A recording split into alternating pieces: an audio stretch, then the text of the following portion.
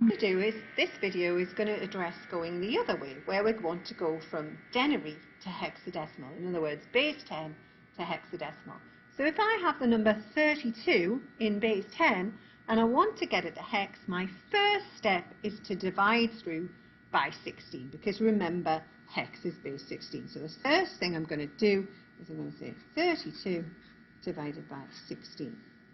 Now the good thing is that 16 goes straight into 32, it goes in twice, remainder 0. So if I then want to interpret that as hex, it's going to be, my hex version is going to be 2, 0. Okay, so that one's nice and simple. Okay, now let's do another example. If we do, for instance, I'll do it over here, if we do 159, so that's the number in base 10. Remember, my first step is to divide it by 16. So 159 divided by 16. Okay, well, 16 goes into 159 9 times. How do I know? Well, actually, 10 times would be 160, so I'm 1 off. So it's 9 times, remainder 15. So there are 15 left over.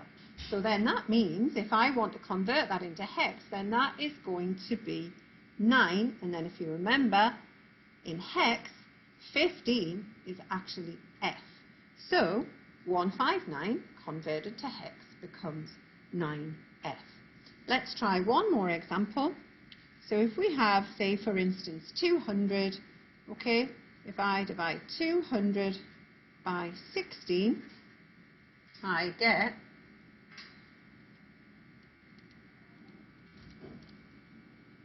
12. Okay, just got my calculator there. I get 12. Okay, now 12 times 16 is 192. Okay, so if I just over here say, right, 12 times 16 is equal to 192. Okay, that means I've got 12, remainder 8 to get to the 200.